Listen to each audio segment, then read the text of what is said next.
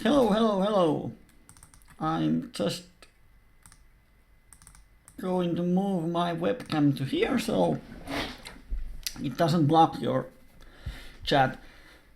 Welcome, this is Programmania's Wednesday PLO Mayhem. Has been 2 weeks since we last played here in the English side. We are going to play PLO25 today for something new.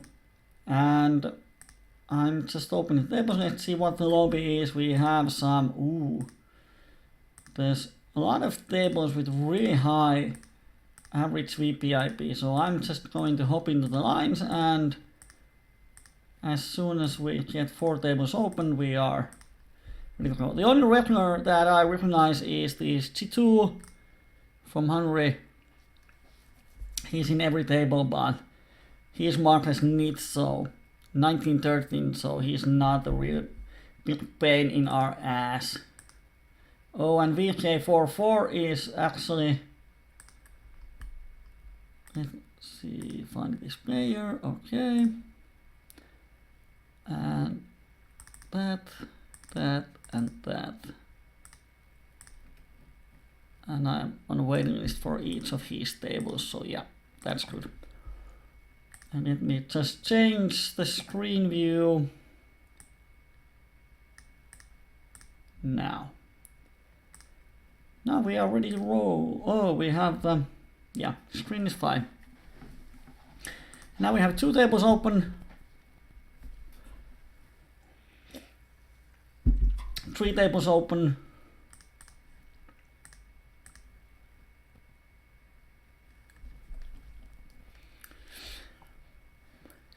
So as usual, when you comment about the hands, playing poker, whatever, what happens on the screen, please say the table number. 1, 2 on the top and 3, 4 on the bottom tables, and what was my hand, because I'm going to open the replayer. We have around 2-minute delay. And for the couple of last coaching streamings, we have had some issues with my internet connection. This is going to be actually the last coaching ever from this connection, so let's hope it survives. If there's some problems with the stream, just let us know so we can do it. On my part, everything is looking fine. If you have problems with the Twitch stream, always open the pop-out version, it works better. And we have the Twitch chat open, so if any of you is watching this on the Twitch and you're not in a Programmania's chat, you can use the Twitch chat. I can see it, so I can reply to you. Yeah, and for Arnimetsa, this is officially PLO Mayhem. Because PLO is for real men and real women. It's not for everyone else. I'm not going to say what was on my mind. Wow. Only small sample, or under 1,000 hands by Chitulis. Losing 3 buy-ins.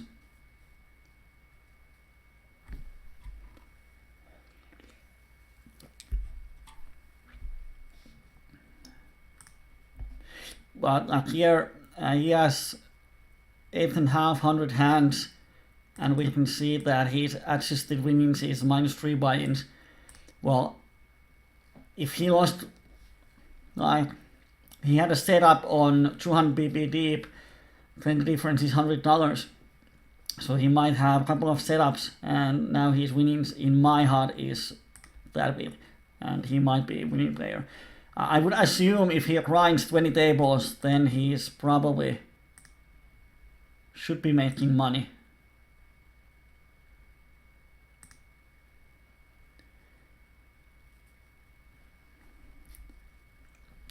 Kyyberi is asking why not Zoom. Well, here's the reason for you. Here, if we pick up like the 10 best tables, here they are all around VPIP or players per flop, almost the same thing, around 40 or something. In Zoom, PLO25, 27. So the average VPIP is a lot higher in normal tables.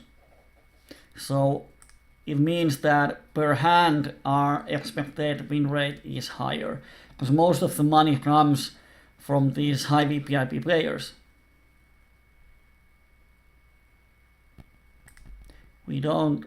we don't make money a lot from this G2 because his pre-flop range is also tight.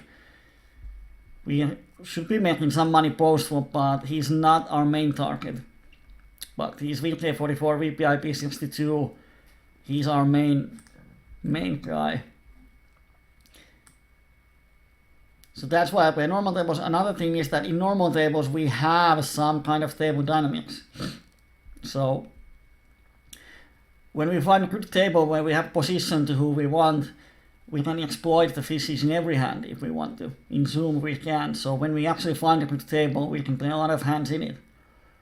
And I think that I have an edge over the field in table dynamics, table images, metagame, and so on, adjusting to opponents and so on. So I think that definitely my win rate is a lot higher in normal tables. We have actually a thread about playing Zoom versus normal tables in our PokerMania forum, and I replied there about differences between Zoom and non-Zoom, like normal tables. Table 3, I call G2's open, but this flop hit his range a lot. Now we have 6 tables, it should be enough for now. The problem is that it hits his range, so if we really want to play on this board, then we need to barrel 3 streets and hope he doesn't have the straight and he folds 2 pairs or sets on the river. But once he c-bets this board, I'm not going to fight on this board. There's a lot of boards that we can just force him to fold. Rixie is saying hi in the Twitch chat. First coaching for you. Well, congratulations and welcome. Should be fun. Table 4 against these high VPIP players, I don't like to open trash. Yeah, in Zoom you make a lot of money non-showdown. Yeah, it's true, but the thing is that against those nits you make the same money even in normal tables. We actually have 2 pairs, so I'm going to bet here. You always have to think, where does my money come from in poker? And the money is not coming from the nits. Yeah, you bluff them, you win 2 BBs, and so on.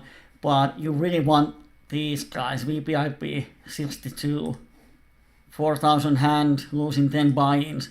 These are the guys where you win the whole stack.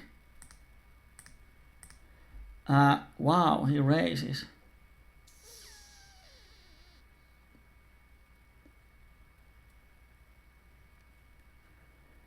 Actually going to fold. Because he's so tight. He should have a pretty strong range there. Definitely set of queens, over pairs, and I have weak 2 pairs, so even if he has queen 9 type of hand, then I'm not in a really good shape.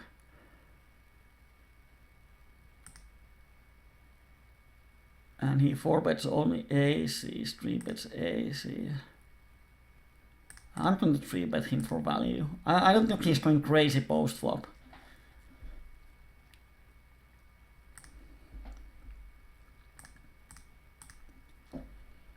And table 2, if this jack was any lower, then I would probably c-bet this board. But when there's king and jack, then we are not in a really great shape. So I just take it slow. And now when this just not scrolls, I would fold. Because we have only a couple of outs. Here we actually make the nut, so we c-bet and hope he check raises 2 pairs or set.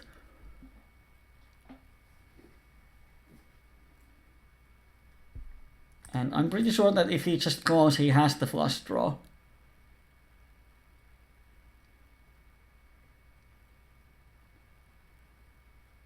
And we get the money in, we have blockers to the nut straight, and he has king 10. So he has 2 pairs and open ender. So yeah, I think he can shove it on 3-bet, but unlucky for him that we had the nuts this time. So first double up, woohoo!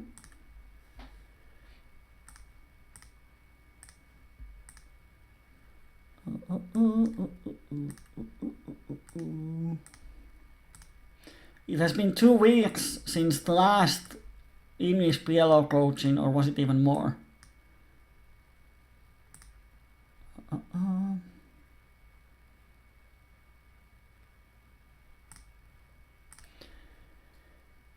On the outside table we open some paddish jacks and VK44 3 bets out of position to us, but I decided to fold because he has a lot of high cards, high pocket pairs in his 3 bet range, and our bad jacks don't play that well post flop. And here he bets the river, it completes straight, it completes flush, and we have weak 2 pairs. Yeah, he's aggressive on the river, 5 out of 7, but he bets into 2 people, so I'm just going to fold. He has the flush or straight quite often. If the river was rainbow queen, then I would probably call him.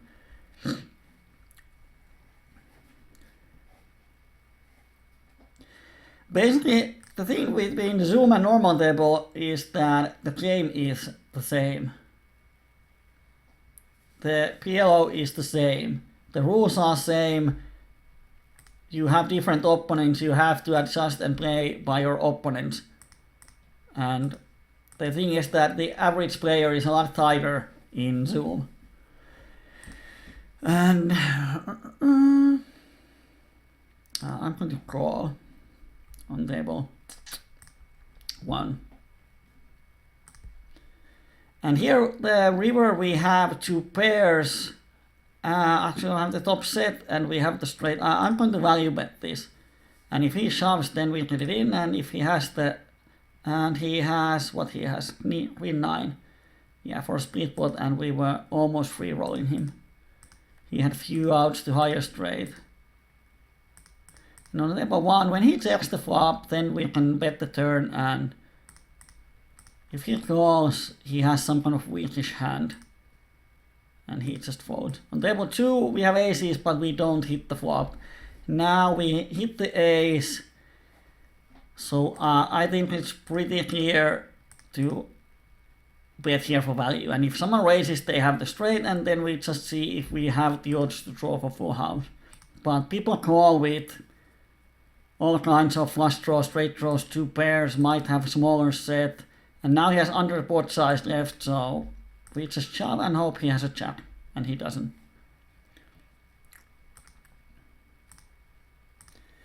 The thing is that actually I talked with a player who plays PLO10 Zoom, and we talked about how those VPIP 75, VPIP 80 guys are the ones who gives you profit, and he said that there's no one who has VPIP over 60 in PLO Zoom. And I actually checked my database, and as I have played some PLO5 Zoom lately, I checked that, yeah, there aren't a lot of VPIP over 60 guys. But on normal tables, probably not in 25, but in PLO10, especially PLO5, you have a lot of these VPIP 75, 85 guys. And now if you think that, do you make more money from 11 and 7 guys, there's a lot of these guys in Zoom, or do you make more money from these kind of VPIP 65 guys? It should be quite obvious that you make more money from these.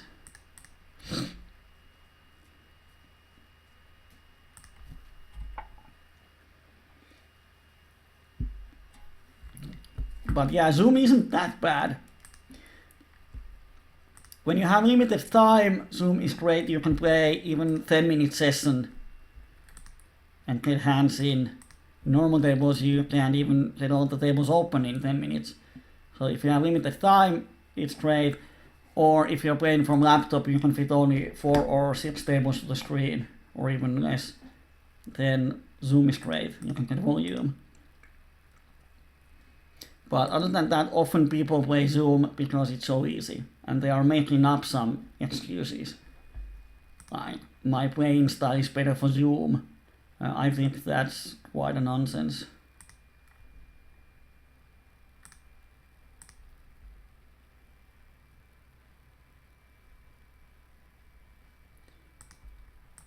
because your playing style should be good for any table, because in a good playing style you adjust to your opponent. Now we have this Paineechai sitting on almost every table, so he is starting his session right at the same time as we. It's so funny.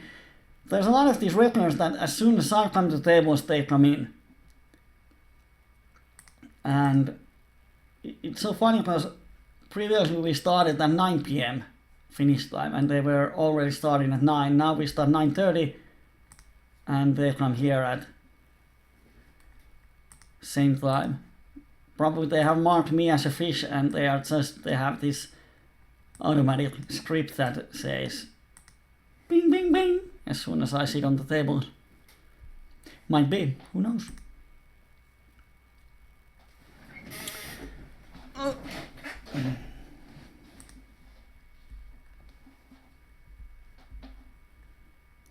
Oh, let's see tables.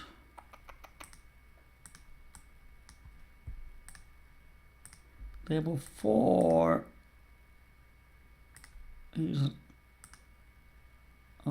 tide is regulars.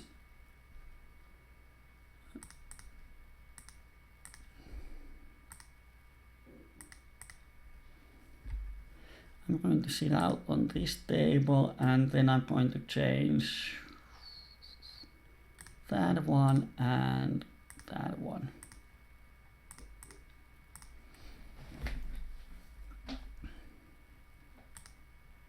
So yeah, in normal tables you always have to monitor. Like when we started the session, all of our tables were up here.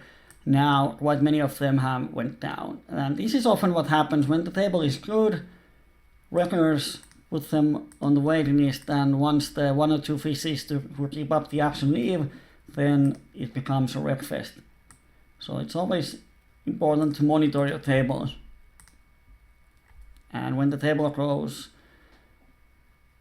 to not so profitable, then you have to leave. Always think, where does your money come from? Like table 1 is turning into a really bad one.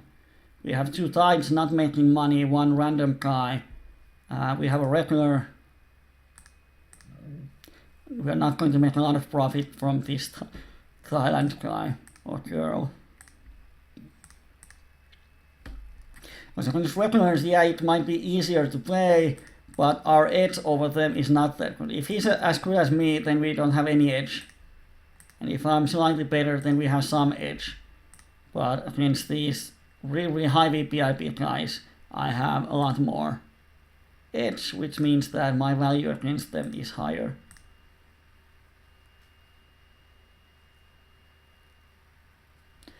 BP per 100 is 25. What is your EV?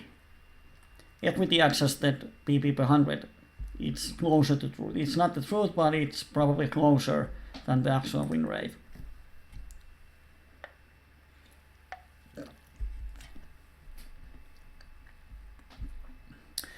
In this hand, this is great. Oh, now the replayers here. Here, they let the money in on the flop, so he was behind pre-flop. On the flop, he sucked out. On the turn, he sucked out, and on the river, he sucked out of the suck out. So it's always nice when someone sucks out of the suck out, and so on and so on. I'm going to Mayor Man. This table to here, quite so small. Yeah, I'm going to leave this one.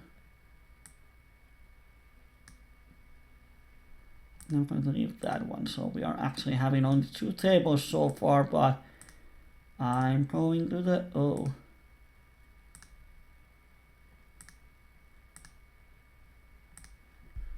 Yeah, G2 seems to be within his session.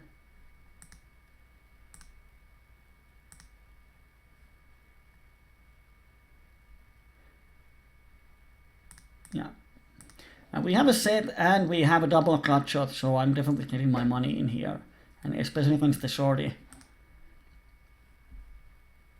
Oh, fuck. Sorry.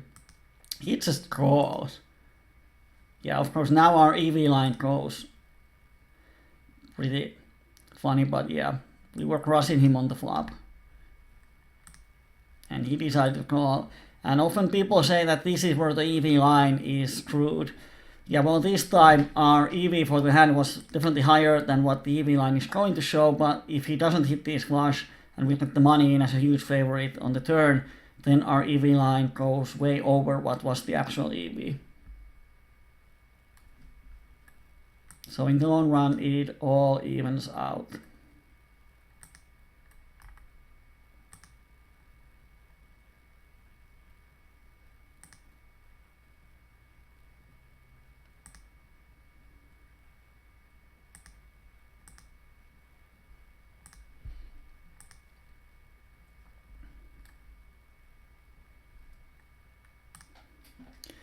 Table 3, we hit the top. Oh, now the turn completes the flush.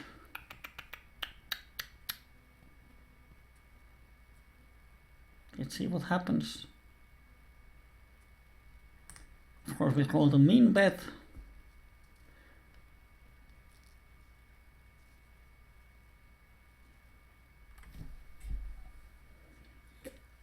There aren't a lot of hands that we can actually beat on the river.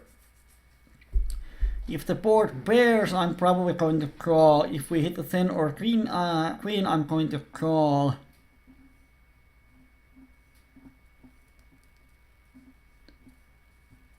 He might have a lot of 2 pairs in his hand. Good sample size on any level. Well, 22k hands is better than 30k hands, and 50k hands is better than 42k. If you look at the variance simulator, you probably need 300,000 hands to have some idea of your actual win rate. Because the variance can be really high, up to 100,000, 200,000 hands. But the bigger the sample size is, the better it is. And of course, in 22k hands, if the winnings go steadily up, then it's a lot better than if it goes up and down, up and down, up and down, and now it has stopped into 10 bps per 100. This 10 bp per 100 hands, which is equity adjusted, it's quite a good win rate at micros, because the rate is so high. You probably get 6 to 7 bp per 100 hands as rate back. So with the rate back, the win rate would be 17 bps, and that's pretty nice.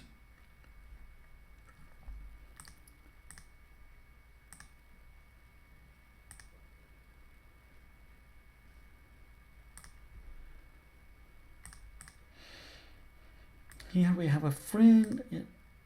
Oh. Now the problem is that there's some regulars waking up finite size on a lot of tables. There's some kid poker on a lot of tables. Here's a neat pre-flop. So now we just have to find the tables with all the fishes in it. And now we have a 3-bet from VK44, and we know he's 3-betting from out of position. Well, a lot of Broadway hands, so I'm going to call, because if we actually hit something, we should have quite clear of our outs, and this is good enough. Oh, and he shoves. Great. With the middle set and open ender, of course, we get the money in. And he has the straight, and we do suck out. We do, yes. He had the 7, so I can't use my fingers because I have to move my mouse and scratch my thighs. So I was kind of lost, but yeah. Woo.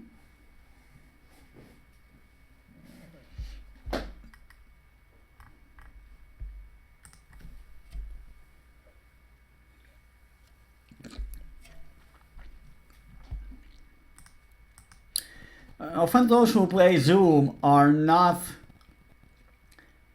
that or very good in using table dynamics into their advantage. Like finding a good table, and when they are in the table, remembering what has happened with the opponent, how does they adjust to us, how do we exploit this opponent, is this a good table, and so on and so on.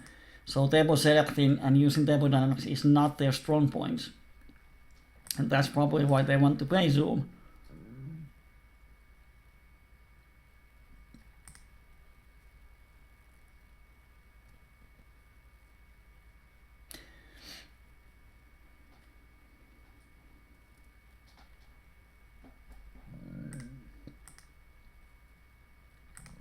And I think you make most money in Zoom at micros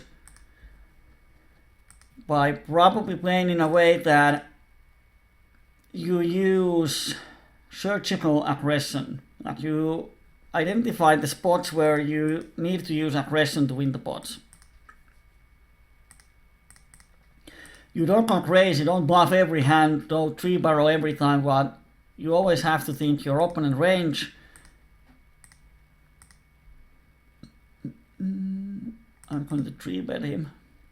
Always think about the opponent range, and when you have a spot, give them pressure, especially when you identify the players that don't want to go to showdown in a big pot without the nuts. You can give a lot of pressure to them.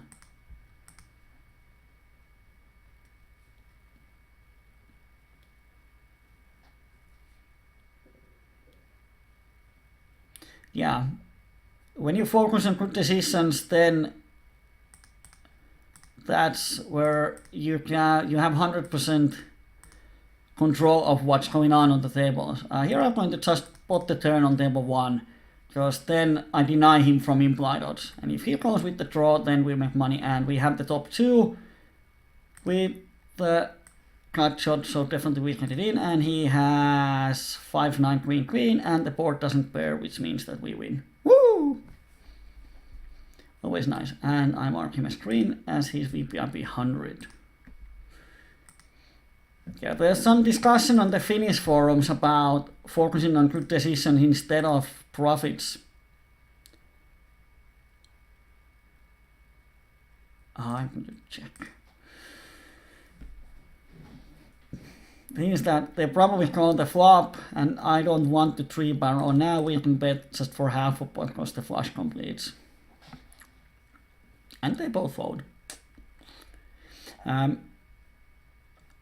This is something that I have worked a lot in private coachings with my students when they have some sort of problems, especially when they lose hands. Like if they get sucked out 3 times in a row, they start to get tilted.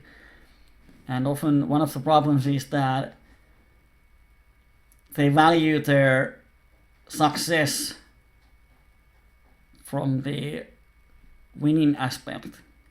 Table 4, easy call. On the flop, we fold. Yeah, no reason to go crazy. Because if you think that afterwards, after the session, if you think that, okay, was this a good session or not, and you're just looking at the winnings, that, oh, I won money, it was a good session, or I lost 10 buy-ins, it was a bad session, then the problem is that you don't have a control over good or bad session. You might play perfect poker, you might make awesome reads, awesome decisions, and in the end, you lose 10 or 15 buy-ins. It's not in your control. Opponent can always suck out.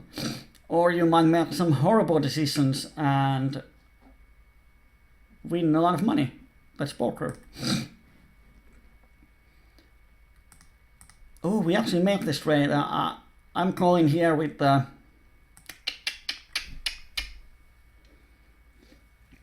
jack, but now he shoves the river.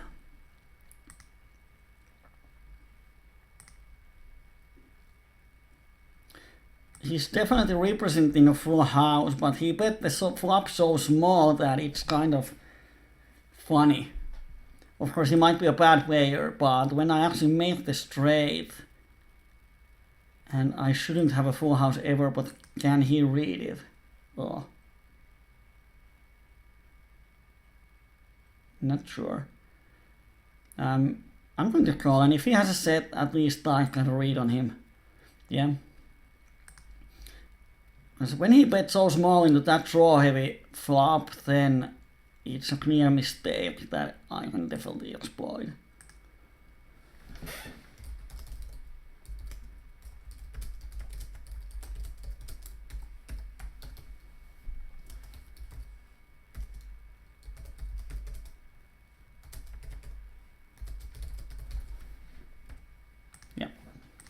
Okay. So yeah, he was representing a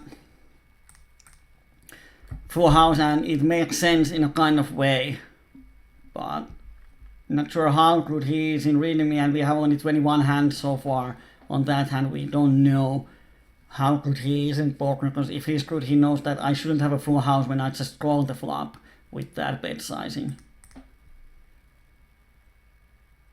So he can barrel with all his misdraws. Or if he's a bad player, he can make a straight or smaller straight and think that he has the best hand and shove the river. You never know. So I called once, but now I know that with that small bet sizing on the flop, we know that he actually has top set in his range. If he was this pine edge side, he never bet so small with the top set.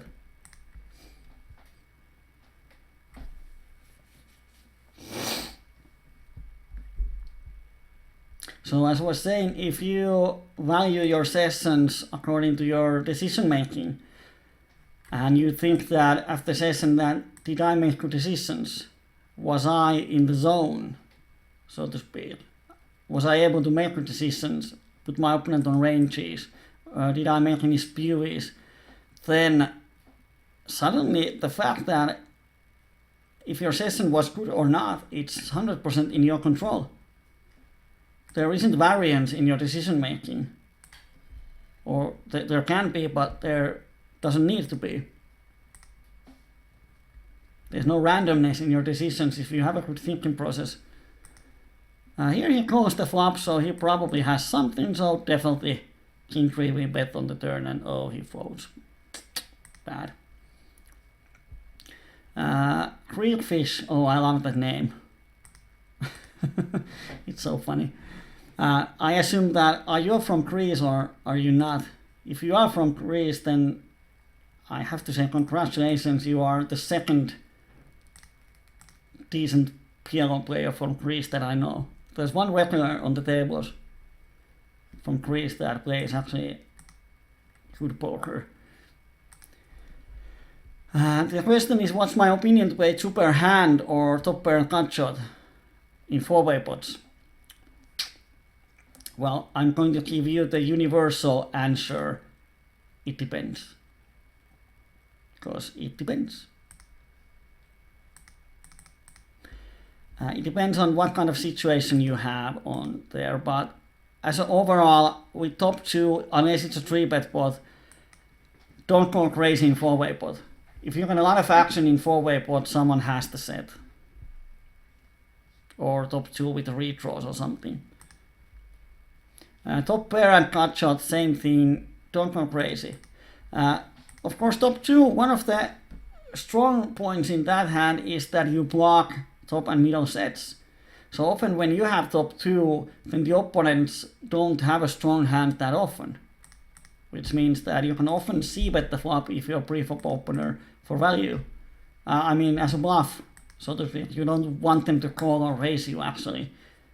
But they are not going to raise you as often if you didn't have those.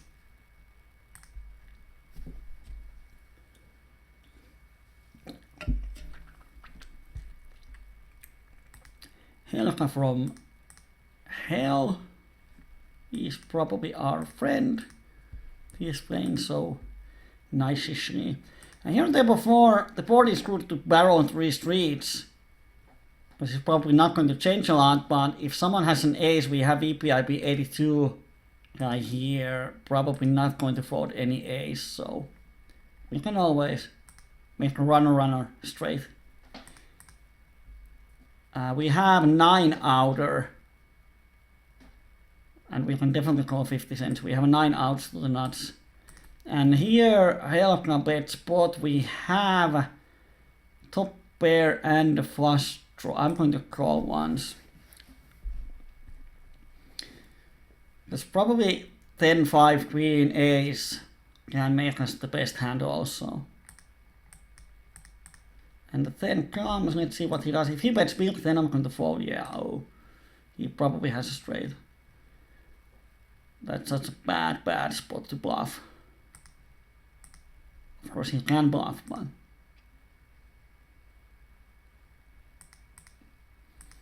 he represents the straight and he can have it. If he has any air, he might bluff, but if he has any worse two pairs, he's going to check them. At least he should.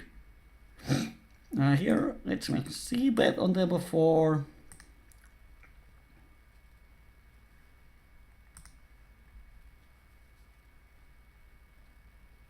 You are from Greece. Woo! I'm going to barrel this turn. Because he has a lot of ace high hands, and now when he calls, he has the flush. But he would call the flop without the flush draw too. So on the turn when we barrel, we can get all his ace high hands in the fold. You are from Greece. Congratulations, you are the second, or I don't know if you are, if you play on stars, you might be the only regular Greece player that I know. But all the rest, 900 Greece players, are more or less bad-ish. If you're from Greece, it's quite confusing what's the state of poker in Greece, because you have this sort of thing that if you win enough, then you have to pay taxes or something, and then you go around it by registering the tournaments or something. Can you explain the situation? Or do you just, is it something that you have to do if you want to, but no one is surveillancing it, or I don't know the word, watching for it? Table 3, this side is regular, calls the flop, c-bet, so he has aces or king or some high pocket pair, and I'm not going to want to barrel him unless I know what his calling range is. Now when he bets, he might have even quads, pocket queens, aces. Oh, I would love to play on Greek side too. How can I join Greek poker side? Is it Poker Stars in Greek, or is it some national software? Table 4, I see bet the flop. We have a double cut shot, some backdoors, but I don't want to check because he's going to bet the turn often. But now in the turn we pick up a lot of equity and he has something. I actually think that we can bet because we have some folding equity and he folds. And if he calls, we have a lot of equity, and even if he raises, we have probably enough equity with double cut shot and flush draw. But that would be a dream come true. Poker Stars Greece, where anyone can play, like Poker Stars FR, where other nationalities can play, because it would be insanely fun to play PLO with 5 Greece players. Oh my god. That's what I want for Christmas.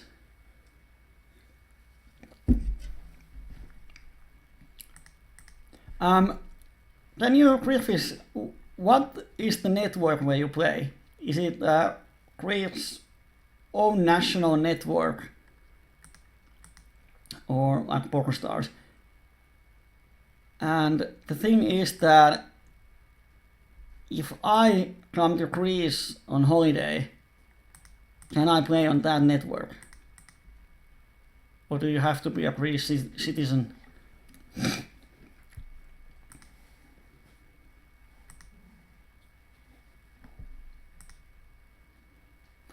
Here we are isolating the limper. Finnish tie is regular, but as we see in PLO, it often doesn't work. Then we just have to flop the nuts with the redraw and hope that VK44 raises and we can get 200 BBs in with the nuts and redraw, which is like a wet dream. This ace is not good-ish. I'm going to bet it anyway to get some value from his flush draws. Only 4 greens, that sucks. Now if he raises, it officially sucks because we don't have the odds to call with just the flush draw.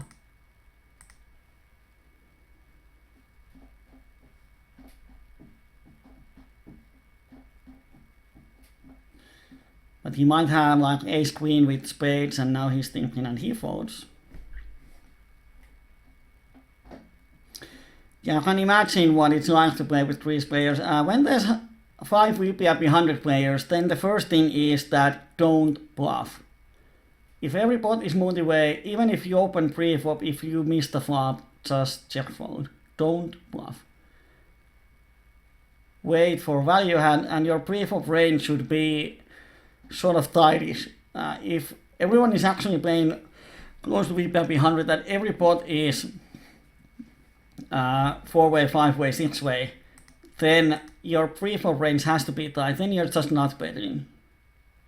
Play only hands that can hit the nuts in some way, and wait for the hit, and then just value bet the shit out of them. It's quite boring because you don't have to think on. The only thing you have to really focus on and think is your bet sizing, and that you make mathematically good decisions with your draws.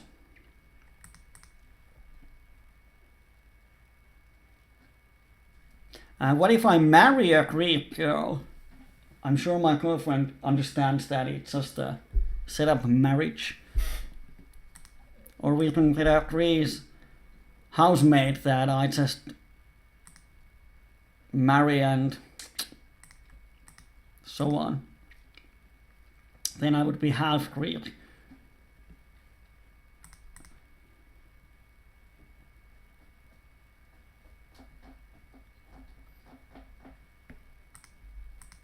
Let's see what Helka does here. He checks the flop, which means that we are going to bluff this turn often. And when he checks back the flop, he probably has some kind of piece off the board. Or he makes some kind of really desperate bluff. Yeah, he folded. Table 4, top set with the nut flush draw, but no action. Boo.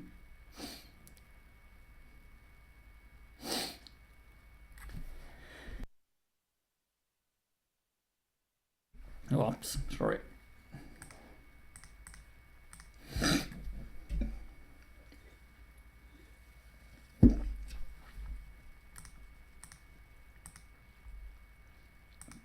He has raised us 3 times. I'm still going to bet.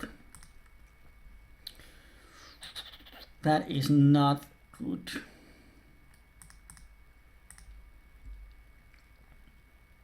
If he bets, I'm going to call, because when we check the turn, we give him a great spot to bluff.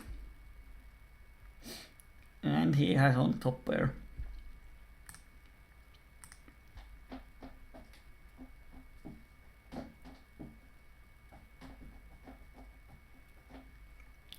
$5,000 hands on VK, and he's still losing a lot of money.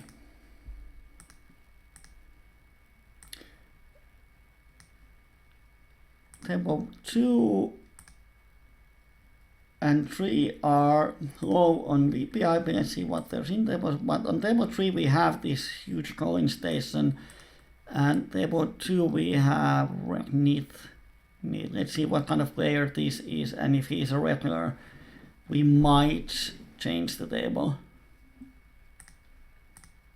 Because when there's 4 regulars and 1 fish, then all of the regulars are fighting for 1 fish, so our share is probably 1/5 of him.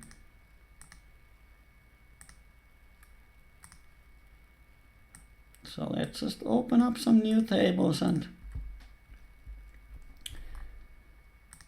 let's find some good ones.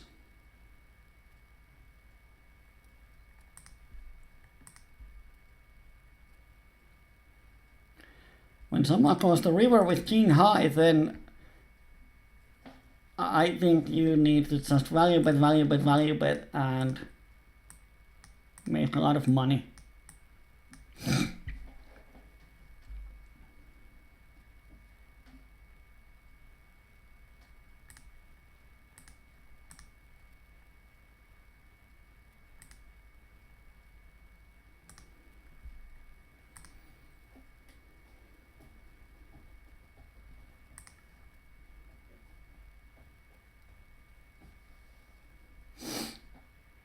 Table 1 we have jacks with suited ace, and he's not going to 3-bet us and Binetsai is not an active 3-better, so I think it's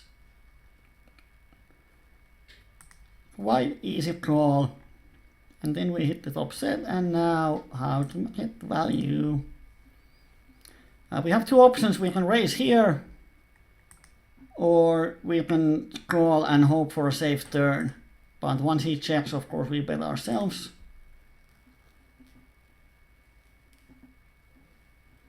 And we bet the turn to get value from flush draw and everything else. Oh, he donks the turn. Okay, now the question is, do we have odds to call if he has the straight?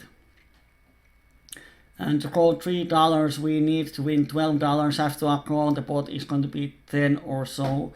So even if we get half a pot on the river, we have the odds to call. And he might have something else than straight.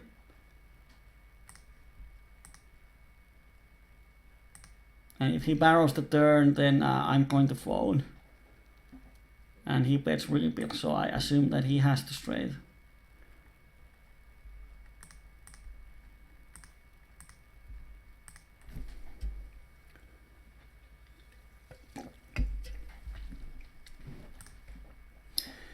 The thing is that with this line, if he calls the flop with just a draw kind of hand, then it's really hard for him to make it profitable, because when he calls our bet with the draw, he needs implied odds.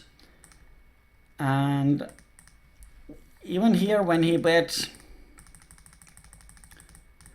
our equity share is 25% overall. So on the turn he bets 312. If we take the 25% away from it, then his equity share is going to be only 2.30 cents. So he got 2.30 as implied odds, and he have reversed implied odds when we actually make the full house. So often on this board, out of position, like if he has open-ender, then against our actual hand, it's quite impossible for him to play it profitably.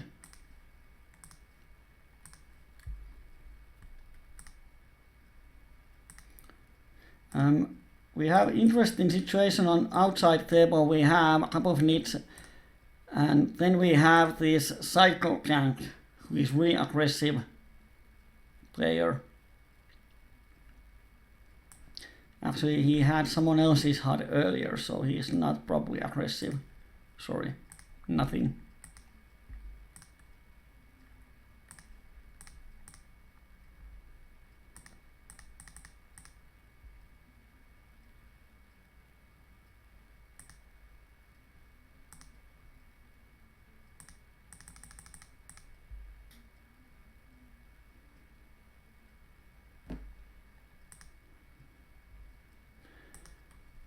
Here on outside table we have a hand where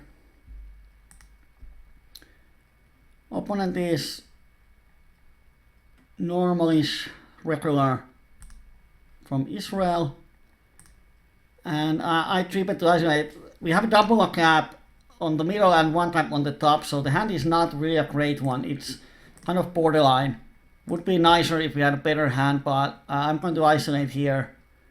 Get a heads up in position, because against these normal regulars, I think that I can make them fold a lot of hands, or I'm able to read quite well what they are going to have or what their range is. And of course, ace high board we bet and he calls, and we know that he can't have aces. With those stack sizes, he's 100 PPD, he's going to shove aces pre-flop. So we know he cannot have aces. We have open-ender on the flop, which is nice. Once the turn pairs, no reason to bet. 2 big 750, half of his stack size. And if he wants to call, he's going to have to bluff catch us. And we have only 40 hands history, so he probably doesn't have much idea of my 3-bet ranges. He thinks I might have aces. If he has draw, he has to fold. If he has ace-6 or if he has ace-king, it's really hard for him to bluff catch, because I threaten him with the reverse shove. So we have a lot of folding equity here, and he just folds.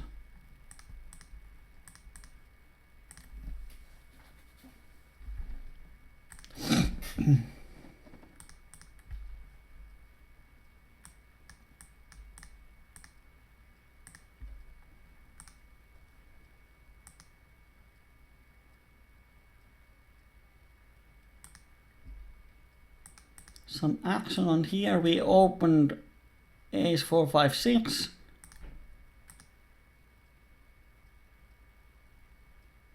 I'm going to call this bet, it's quite suspicious. And would be really, really bad if we had called. Let me open it here. Here we have two pairs, and now we make the flush draw, and he don't. We have no idea of his range. So the question is, do we shove or do we not? Oh, he had a 3-10. We have a lot of equity versus everything. I'm just going to call. So we have a lot of equity versus everything, and if he bluffs, he's probably not going to barrel the river because so many rivers change the board. And he had a jack 9-3, yeah. We had 35 on the turn. And if we shove, he is probably going to snap call us. Here, he makes a small 3-bet, he makes a huge 4-bet. And this 4-bet is always aces, that's why I fold, because I have ace in my hand. Of course, it would be kind of sucked that we hit the trips and then he sucks out on both streets, but both runnings, but yeah. When you have ace in hand, it's hard to call a 4-bet. Here I bet the turn. And he's so tight that I don't know, I don't represent much, but I have to bet the river. And hope he has some kind of ace-9 that he folds because he's so tight. He's scared of the flush.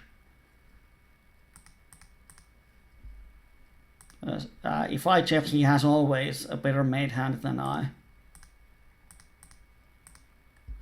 And at least he's thinking, which means that unless he's thinking about raise with queen high flush or king high flush, then we have a lot of folding equity, which means that we made a pretty good bet.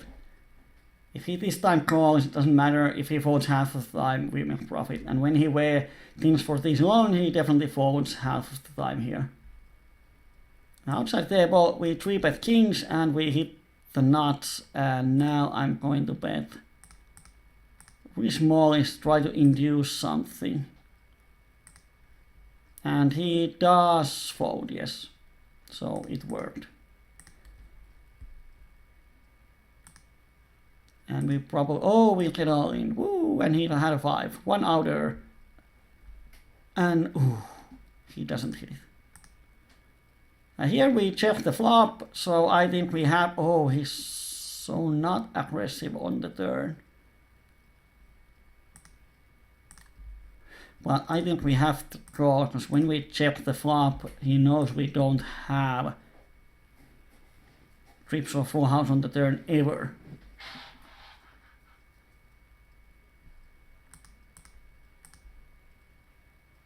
And he had the same hand.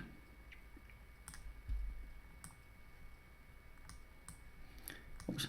So we have 8 tables now open. I might check if some of them is really bad. Althea and Mayor Man. Table 1, the fishes have gone. Actually, yeah, this is not good. And we hit here, open ender, no one bets. Then I'm going to at least dab as a semi-bluff.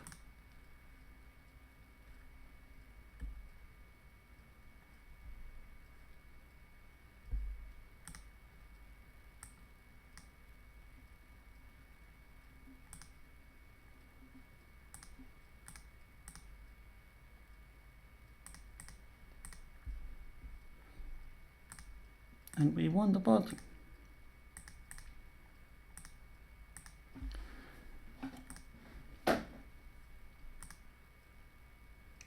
table 3 is not that great anymore.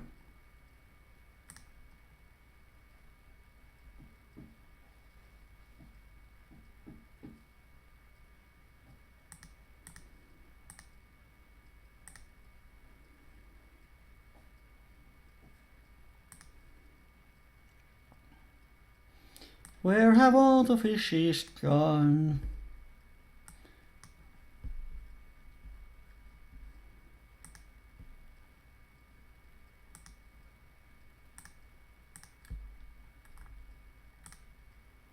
Well, I'm going to join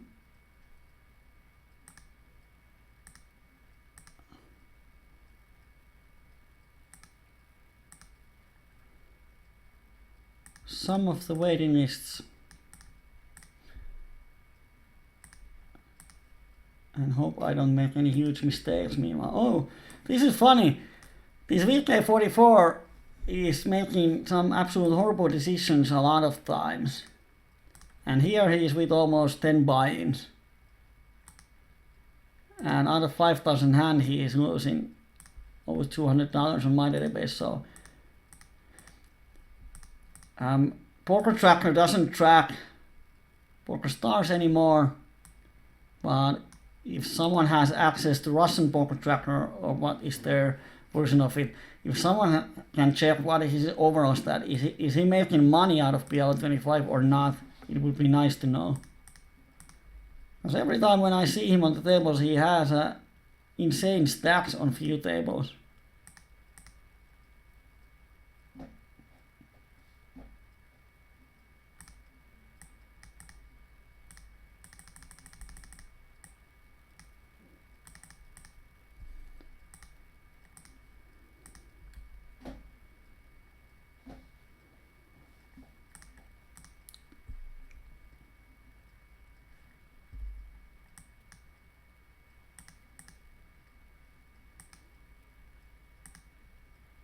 Now it's kind of hard to find good tables because now there's so many regulars waking up. So definitely if I was about to play PLO25, I would not play on this time. I would probably start the session a couple of hours earlier. But now it seems that around 10 PM finish time, a lot of regulars are waking up. Now we have this Spinet Chai, we have Lena Cap who has been on tables after we started the session. Then we have a few of those nits. Smacky is regular multi-tabling. 5, 5, 6, 6 and he crawls and we have not flush draw. So it takes away some of these flush draw hands. So he probably has made hand and no reason to barrel the turn. And we make the flush on the river. I could have actually bet the river. Oh, that was a mistake. Because when there's 5, 5, 6, 6, it's unlikely that he has a full house. And deuce doesn't often hit his full houses, so definitely should have value bet the river and he would snap call. So we lost like $2 there. So that's same as giving $2 away. That was 8 BP mistake. And probably if you want to make money in micros, PL25 should be able not to do those mistakes. So that was my bad. Damn.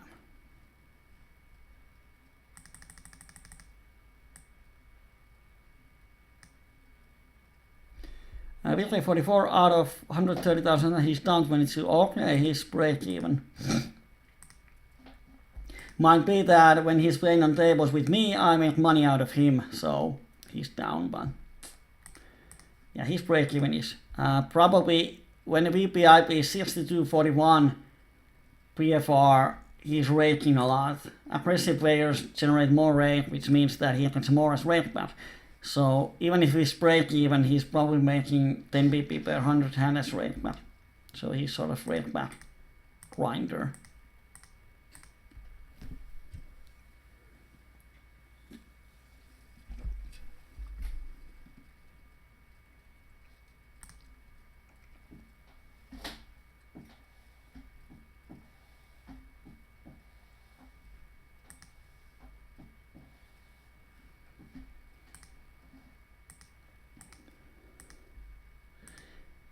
half a pot bet here, and we make the trips.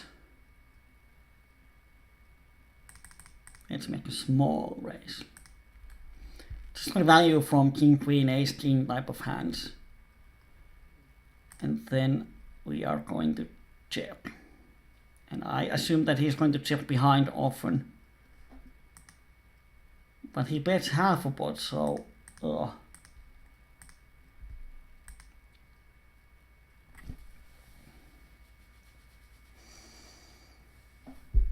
That is quite a strong line, actually. Because if he has ace king, he's going to check back here always. If he has a missed flush draw, why would he bet it? Or he might bet it. But we're going to, if he has kings, why wouldn't he raise us on the turn? Ugh. Oh, he had trips too, so that makes sense. Thought that when we have a trips, he shouldn't have 8 often, but yeah, sometimes it happens.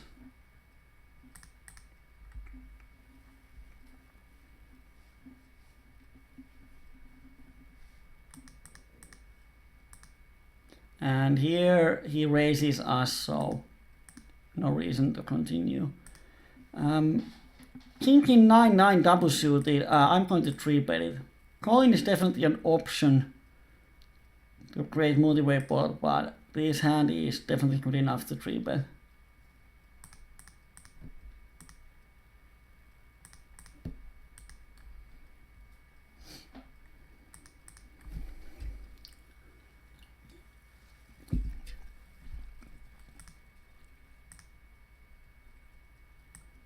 Actually going to bet really smallish. The good thing with 1/3 of a bet size on those paired boards and sweepers is that they might understand that, yeah, it might be a trick. If I had pocket jacks, the only way I can value is random 5 or a bluffs, so I might bet small to just lure him into calling. Giving him great odds for call when he's drawing dead. So we should have a decent folding equity. Regulars get suspicious.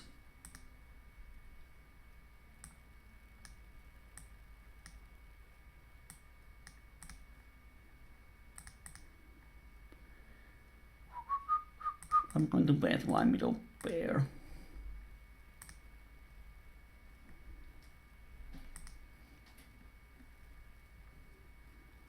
Now when he calls the flop, we don't probably have a lot of folding equity on the turn. So let's just see if it helps us. And it almost does. Now here we have actually the one other nut on the flop on table 3. So I'm going to bet the turn. He has a lot of flush draws in his range. If he raises, it's probably always jack then. And now to call $7, we have actually only 9 outs. We need to win 35. Pot is 24. We need to win $10 more. So if we win all of his stack when we hit the full house, the calling is profitable. And I think when the pot is going to be 25 or so, he's not going to fold to half a pot bet. So we have the mathematical odds to call here. And too bad we don't make the straight. But if the board pairs, he's not going to fold his $13. So it's a mathematically good call. Now here we have overpair and 2 backdoor flush draws on a board that shouldn't hit his range a lot. So I turn my hand into a bluff catcher.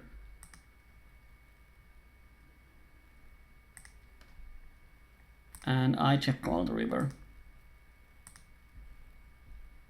And he just doesn't bet. He had king, queen, jack, deuce.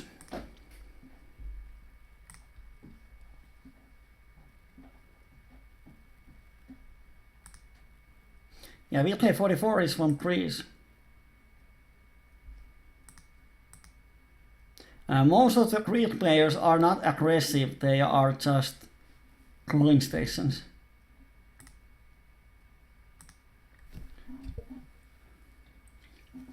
Or some of them are maniacs who just want to gamble.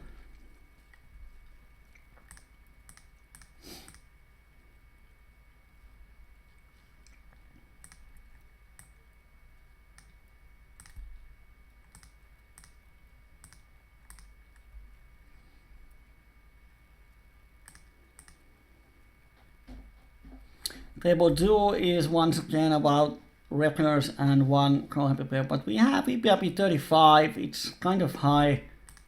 There's going to be a lot of marginal hands in that range.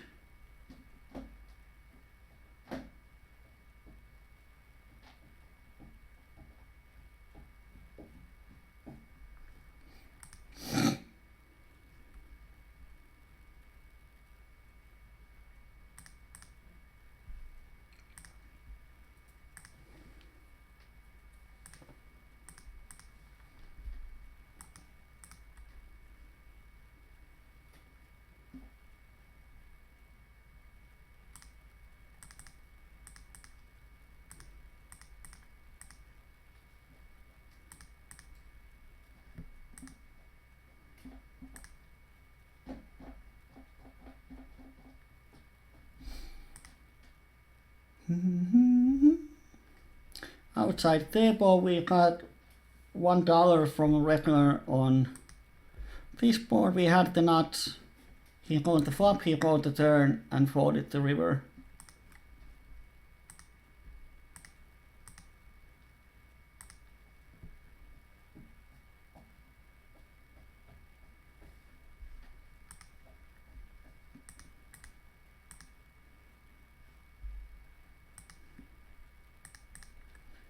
On the outside table, flop goes check, check, check, and they both check the turn. I would assume that if they have a check, then they would bet the turn. So my plan is to bet the turn and then bluff any blank rivers. And have a huge folding equity.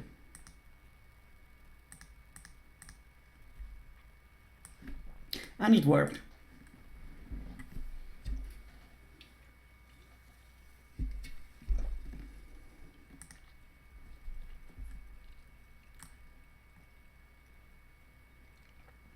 In Twitch chat, someone is saying that Grillfish is trolling me with his chat.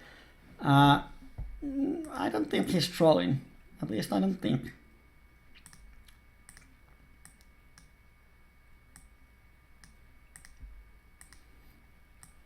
Because I know that increase the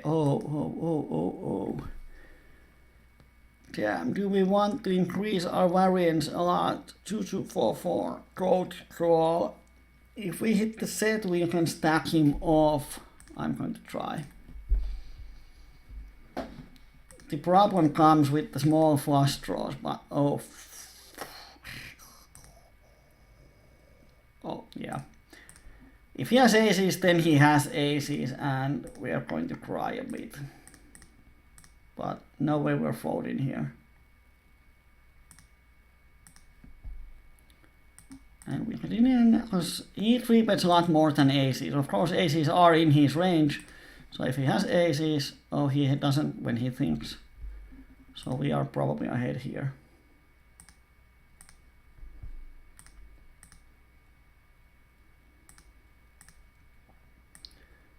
And he folds.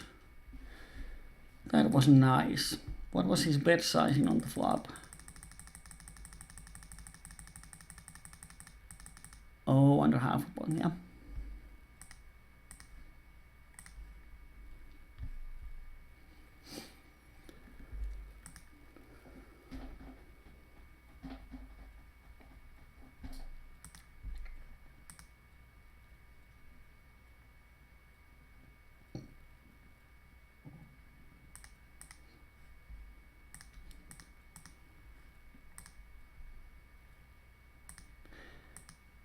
I'm calling the turn because there's a lot of, I'm calling the flop, we have the nut flush, of course, but there's a lot of turns that give us a straight draw too, and we have it to call. But now, when we have just a naked flush draw, then we are just going to fold the turn.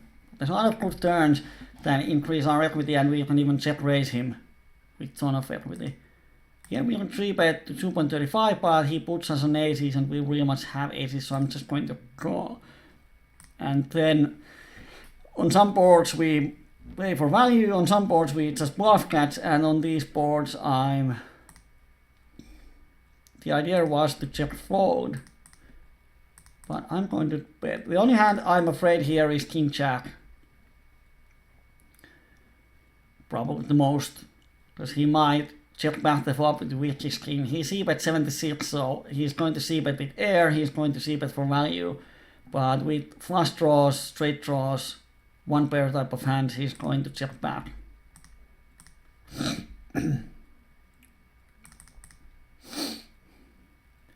And I'm going to bet for value. If he has king, he might call us here.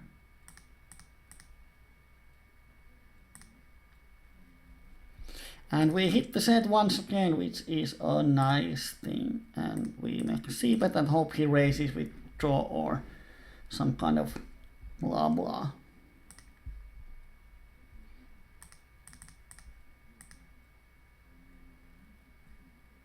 And he has Jack 10, ding ding, and we win another stack off. Oh, we're running hot today.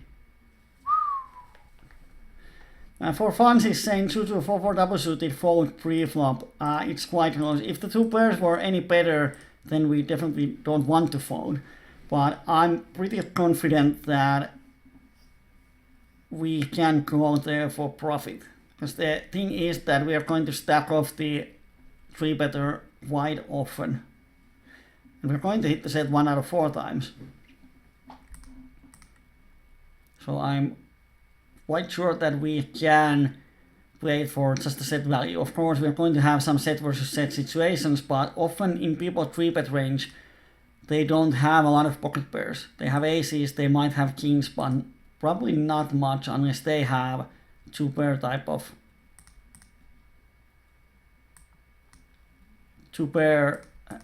hands in the 3-bet ranges.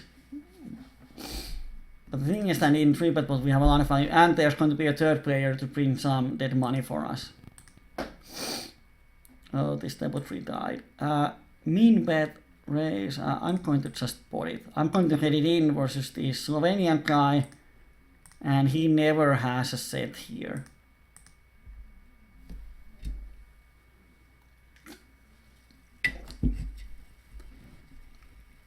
And when we have such a strong hand, we want to make the pot bigger.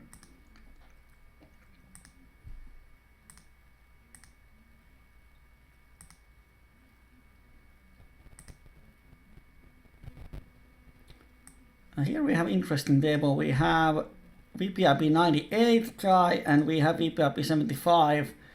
Then we have why is Zin marked as nit preflop his VPIP 22? So let's change. Might be that for the first 10 hands he didn't play almost any and then he has played all. Not sure. But of course we change his color according to his stats. Double-suited pairs are great for 3-betting in a way because then you get a lot more value for your sets. Because if you think about average stack off range in 3-bet pots, it's often any 2 pair stacks off, any pair plus draw stacks off, often any pair plus 3 cards make a semi-bluffs. Like if I 3-bet an opponent has Jack 10, 9, 8 and the board is 8, 5, 3, then he probably can check raise as a semi-bluff because he thinks I have aces or high cards often. So the stack of range is huge on 3-bet pots. While in normal bet pots on board of 8, 5, 3, no one check raises, just top pair and overs. So you get a lot more value for your sets.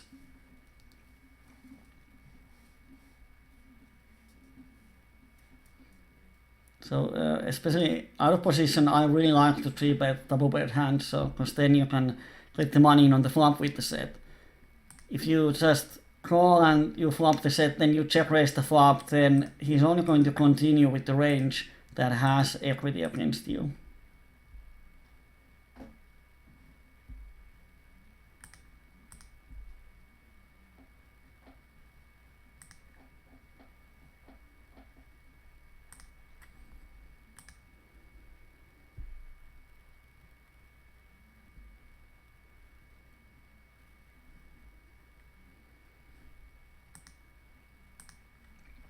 On the outside table, we make a mini raise move in this spot. He opens, I call, on the flop he bets, I call. I could raise, but he bets slightly bigger than half a pot, if I remember right.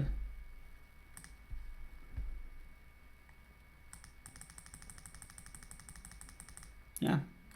So he bets slightly over half a pot. Now if I raise, I don't get such good odds. So idea is to call, and if the turn is spades, then of course we call if he bets. If he checks, we bet. If the turn is any blank, then if he checks, we bet. And if the turn is blank and he barrels, we fold. But here turn is a 4 and he bets now half a pot. So I make min raise. And put yourself into opponent's shoes. If you have 4 10s aces, then you can definitely call. What if you have pocket queens?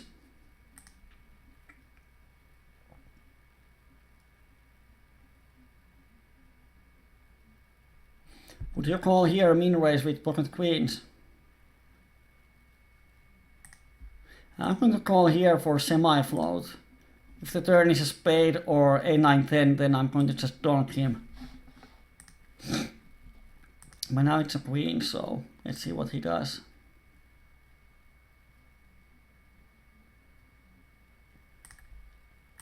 Here I'm going to fold because we have quite active player behind us and I don't want him to 3-bet. So then we have to play a big pot. Of course we would have flopped the nut flush, but that doesn't happen often enough. So here min raise is kind of, if I had a 4 I might make a min raise. And well, we have 300 hands on him, so he knows that I'm a regularish. But if he doesn't have a hand, it's really hard to play against here.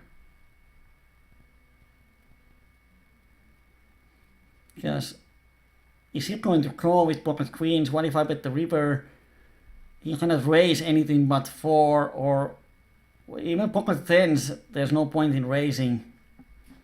If you have aces, of course he's going to call, but I think he's going to barrel his own range here, and we can definitely make him fold everything besides full house or with 10s or pocket aces. If he has pocket kings, it's going to be a really nasty spot for him. I don't think it's a no-brainer call, so we can put a lot of pressure with just an min raise.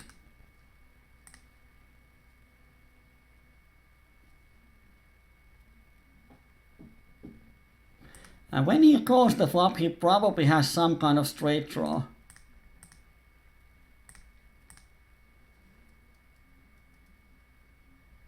So I'm going to check back. Oh, he had just a 7.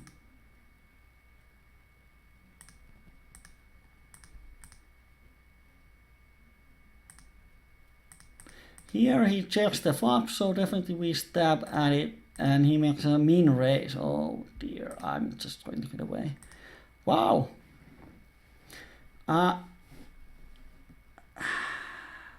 Nasty spot if he bets, because he shouldn't bet for value a lot of hands.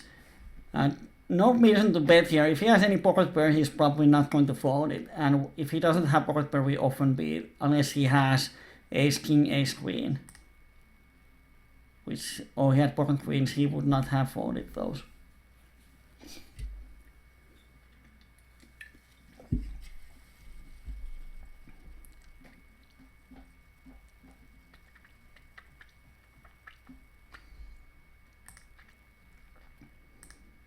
Often with double paired hands, the common rule is that if you don't fold them pre-flop, then you are not making huge mistakes.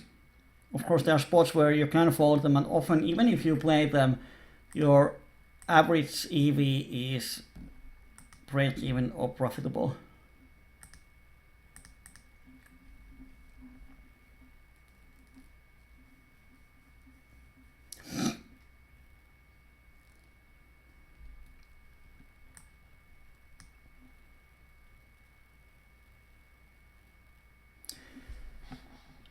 Yeah, from the blinds, the thing is that, yeah, in pre-flop equities, we are definitely ahead of his range. But the problem is, it's almost impossible to realize that equity for value. Because king and queen 5 with one suit, it's most of the time on the flop, unless you hit the set or overpair and flush draw, means that you have just a bare overpair, which is quite hard to play out of position. Because then you just have to fold like 70% or 75% of the flops unless you turn your hand into a bluff catcher. And out of position, it's still quite hard. So out of position, I like to fold those bad pocket pairs and play with the range that has good playability.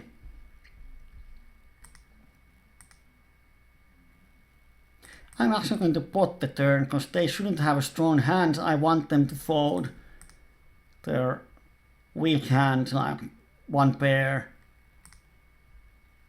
type of hands, weak two pairs, and if they go with the flush draw, I get the odds. Because even if someone raises, we have so many nut outs that we definitely have equity to play along. And now they both call. I think I'm going to shove the river. We have a lot of folding equity and we have no showdown equity. We should make them fold a ton of hands unless they have a king in their hand. And we represent a really, really strong. We bet the flop, we pot the turn, and we shove the river. They should be able to fold a lot of hands. And they do. Nice. Because kings is good hand pre-flop, but the problem is that post-flop it's hard to play. And with kings, the difference to aces is that you have to be afraid of overcards in the flop. If the flop is ace high, your pocket kings are quite bad. And it's hard to go to showdown without hitting your hand or turning it into a bluff. Queen jack 9, 8.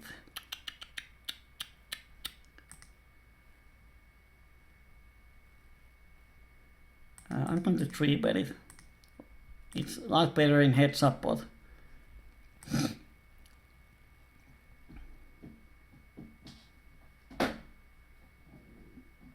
And if he 4-bets, we snap call and then the hand plays itself. And we had actually a folding equity. That was new.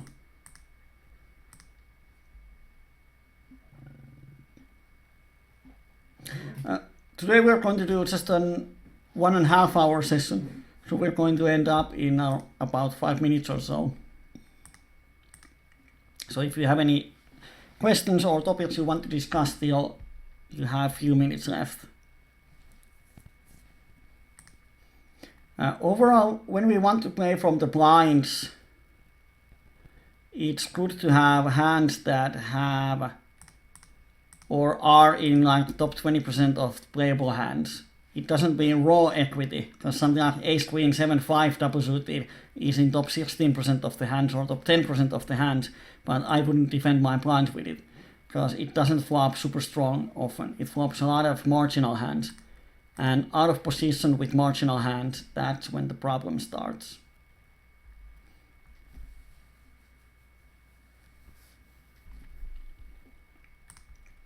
I'm going to check back the flop. We have only 3 outs to the nuts, but a lot of equity. So I don't want to bet and someone call, they might have ace high flush draw or raise me. So let's play it in this way. And probably we check back. He's not folding in 2 pairs. And he was ahead of us on flop and turn, but we had 50% on the turn. So definitely against his actual hand, that was just a perfect line.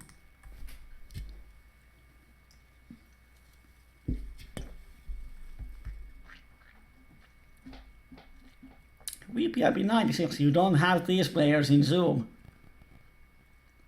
And middle pair and cut shot. Well, he fold 70%, so we can see bet quite freely. Doesn't raise a lot. And he's quite aggressive. But when he goes the flop, we block some of the straight draws. And he might have a jack. And his bet sizing really looks like a jack. So I'm just going to give up. Don't have to fight for every pot. Don't fight in wars that you cannot win, someone said once. Oh, Kauris is trying to figure out what is our winnings today. And he said 77.77 up. That's a good estimation. If someone else wants to join the lottery, just do so. Here on table 2 3-bet. Want to have a heads up pot. And he comes along. Well, now he is shorty, so he cannot make moves. Of course, now we just bluff this board, but oh, he shoves, then we are out.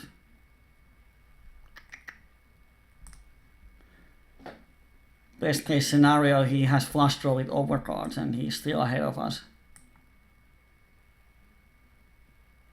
King 9, 8. Oh, so close. I'm going to call.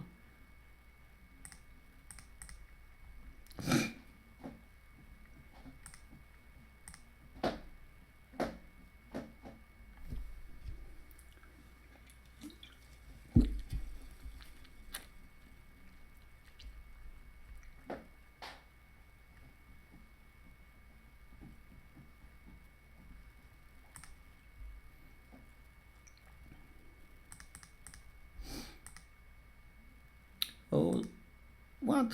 3-bet out of position and fold. That's a bad way. You shouldn't 3-bet out of position with hands that can't call 4-bet, because then your playability is really bad.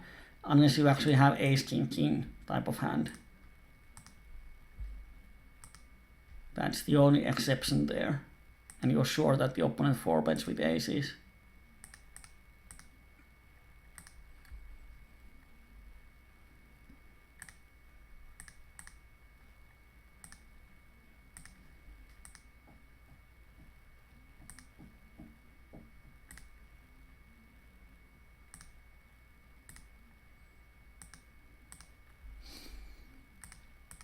Table 4, we don't flop anything but cut shot and backdoor, so once he c-bets, I'm out.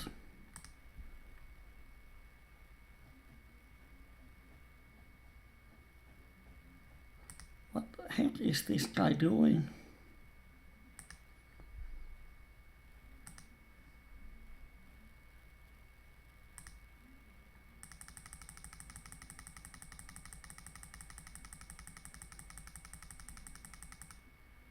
Why does he bluff the river? Oh, he might have thought that he value bet with queens. But this guy oh, he made this nuts on the, he has nuts on the river and he doesn't raise. What the crap? Oh, there's paired board, of course. Sorry, my bad. Of course he doesn't raise.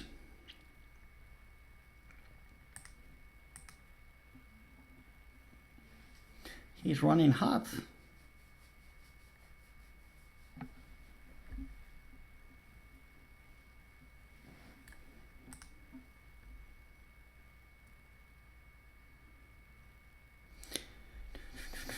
Let's play one more orbit and then I start the last orbits.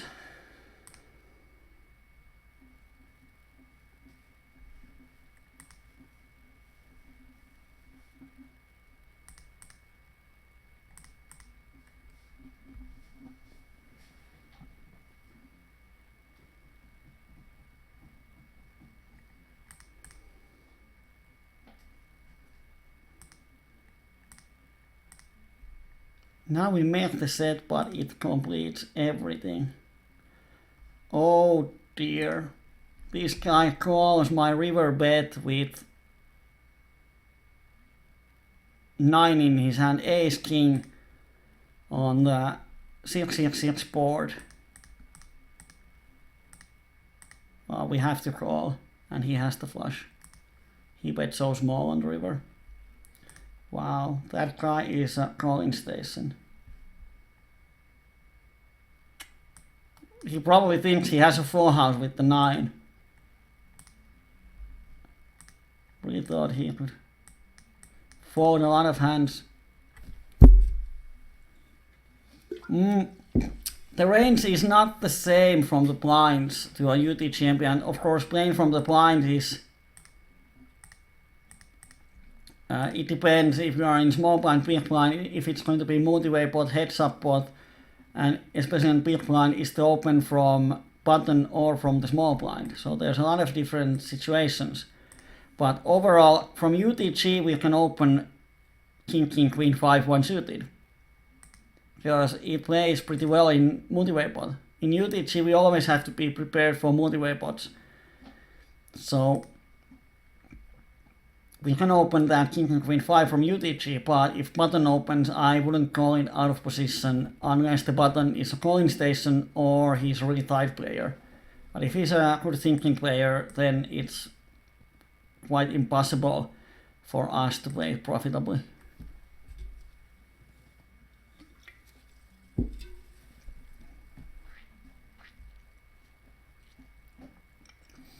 And there now, on the other hand, we flop the nuts versus this calling station and he doesn't call us.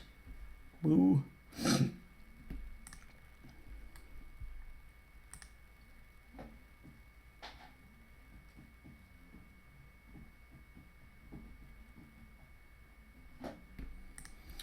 Okay, let's start the last orbits and end the session, and we should have made profit. At least I think we lost few stacks, but we have won at least some more.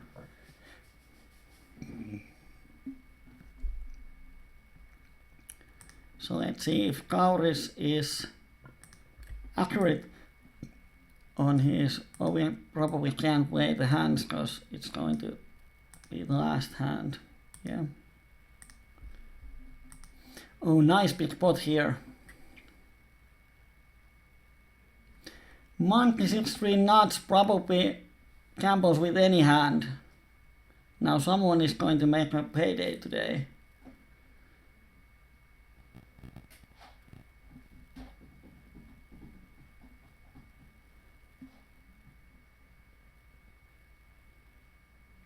And let's see what they have. Ace with the cut shot and a flush draw. Well done, boys.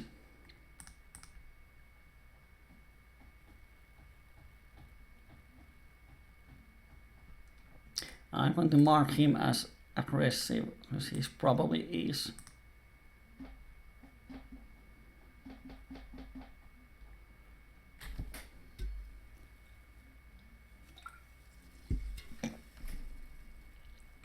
And here's probably an aggressive player.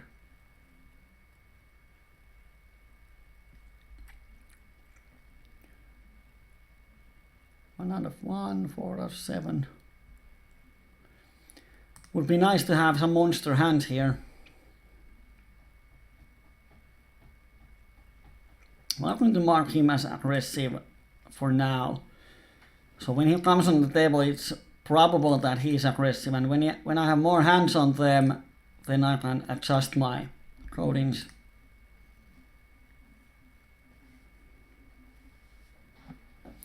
Next week we are not going to have a PLO night. I'm going to be in the United States, but then on the week after that, so in 2 weeks we're going to have the Finnish PLO night, and after 3 weeks we're going to have the English PLO night. So all of you PLO maniacs who doesn't understand Finnish, next time you will hear me speaking English is in 3 weeks.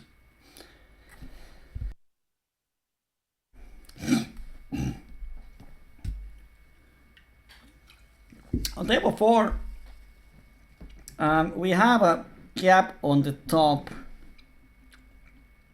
so I'm not going to play that. One reason to play is that we have a calling station here who's probably going to call anyway, but top cap and jack high flush draw are not good in 4-way pots. So I just folded pre-flop. And now I can try to make my four-chord tracker to work. Okay.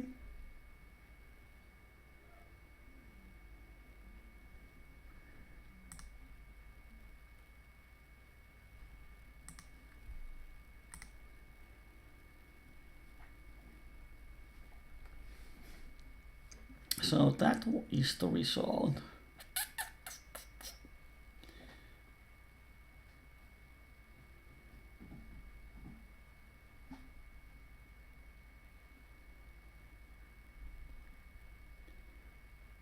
Not a playable hand.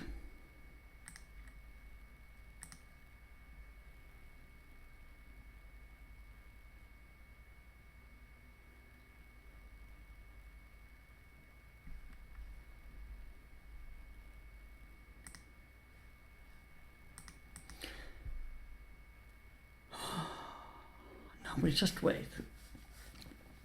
We are going to play just 2 hands. I'm going to put here and show you the results. 69.59, 69.49, going down.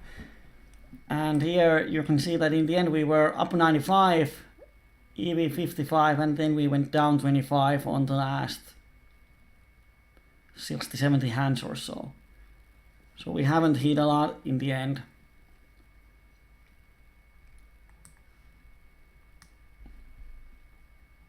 But we have hit a lot in the beginning, and making $30 in EV is overbuying 600 hands. So that's great, because if we think that win rate of 10 BP per 100 hand is good, that means that we need 1,000 hands to win a buy-in.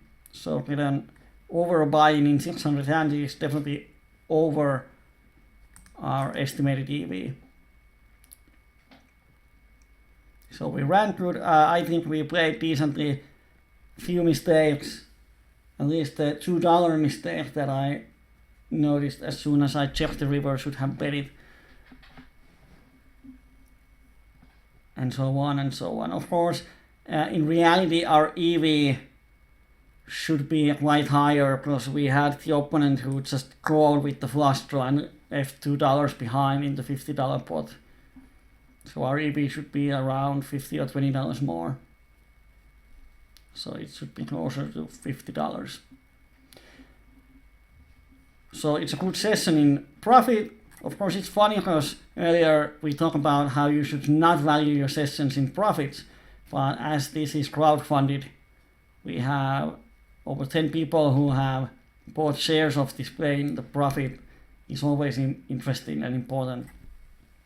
So for the stakers, they do care for the money. Oh, why don't we sit out? One more bit, last round.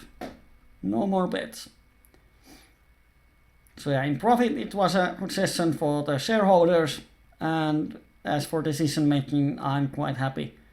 We did make some nice reads and nice plays on spots where some other regulars would have not made.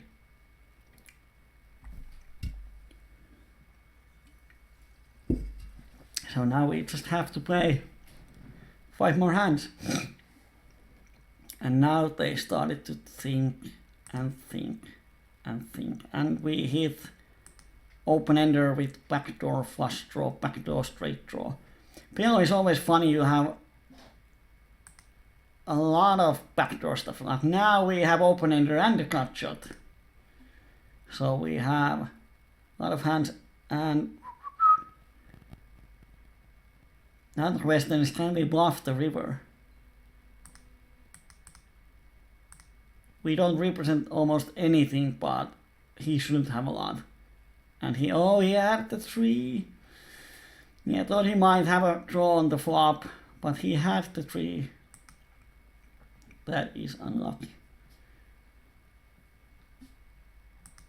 Like if the 5 pairs here, he would fold his hand. If Jack or 10 pairs, he would fold his hand. So it was the 3 this time.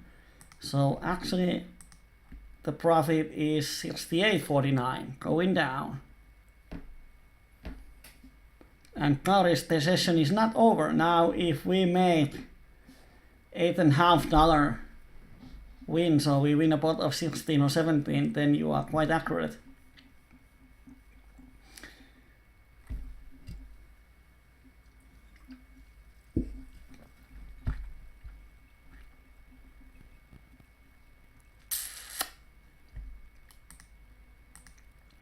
And now we wait and we wait.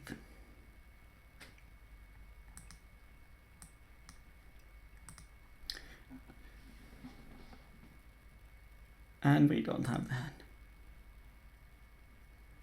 And I'm not going to steal the blinds from 2 high VPIP players. This would be a good table to play, to continue. It's always happens that once I end the session, suddenly all the regulars leave. And there's a lot of tables that doesn't have any known regulars in it. So a lot of those regulars came here when I started and they leave when I ended. So I'm not sure. Maybe I am the fish or maybe they just play every evening. Not sure.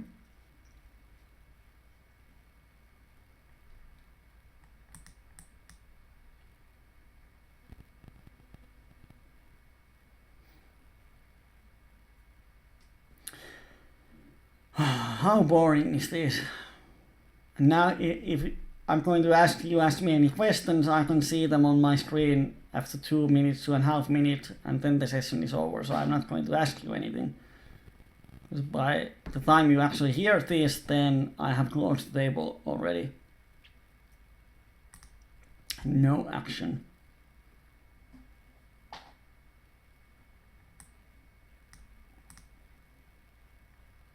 And yeah, as we were talking about Zoom, at the moment, here if we check like the 10 best tables, even the worst one is around 40 VPIP on average. And in Zoom 25, it's down to 25.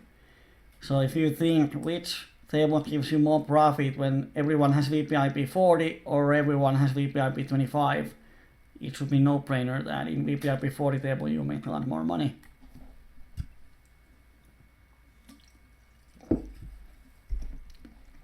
So if we assume that you can get the same volume with Zoom and normal tables, then normal tables is far more superior. And it's around 12 tables of normal is almost the same volume as 4 tables of Zoom. Of course, if you cannot play 12 tables, then you can have a lot more volume with Zoom. So you just have to sort of estimate, is the win rate difference small enough so you can make it up by volume. You can have smaller win rate in Zoom, but the higher volume makes it up. There's a Zoom challenge, but it probably is only for Hold'em players, if I'm right. Yeah, Hold'em. Boo. Where's all PLO challenges?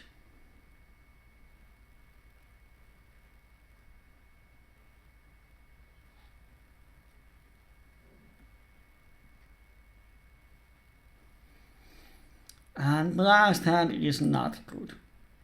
So in the end, we were 68-39.